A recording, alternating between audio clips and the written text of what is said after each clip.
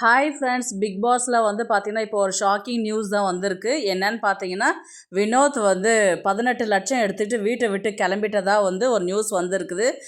இது யாருமே எதிர்பார்த்துருக்கவே மாட்டாங்க. இது ரொம்பவே ஷாக்கிங்கான நியூஸ் தான் இது.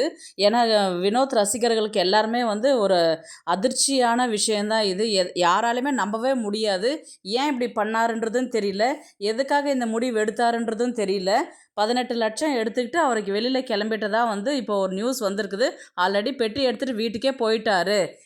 ஆல்ரெடி அவர் வீட்டில் பேசிக்கிட்டு இருந்தார். ஒய்ஃபுக்கு வீடு கட்டணும், பசங்களை வந்து நல்லா சேவ் பண்ணணும், ஒரு வீடு கட்டணும், இந்த மாதிரி பணம் அதுக்கு தேவைப்படுது அப்படின்ற மாதிரி என்ன மனநிலையில் இருந்தாருன்னு தெரில. ஏன்னா வந்த கண்டஸ்டன்ஸ் யாருமே வந்து அவர்கிட்ட வந்து ஒரு கிளியராக அவரும் எல்லாருக்கிட்டையுமே கேட்டார்.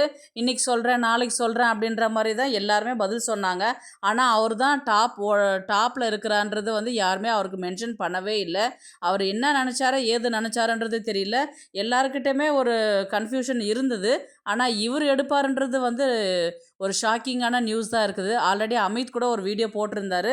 அவன் வந்து கொஞ்சம் அவசரப்படுவான். நான் போயிட்டு முதல்ல அந்த பணப்பெட்டியில் கை வச்சேன்னா முதல்ல அடி தான் கொடுக்கணும் நான் அவனுக்கு.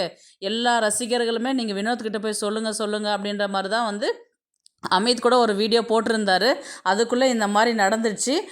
இதை பற்றி உங்களுடைய கருத்து என்னன்றது ப்ளீஸ் கமெண்ட் பண்ணுங்கள் ஃப்ரெண்ட்ஸ். தேங்க்ஸ் ஃபார் வாட்சிங்.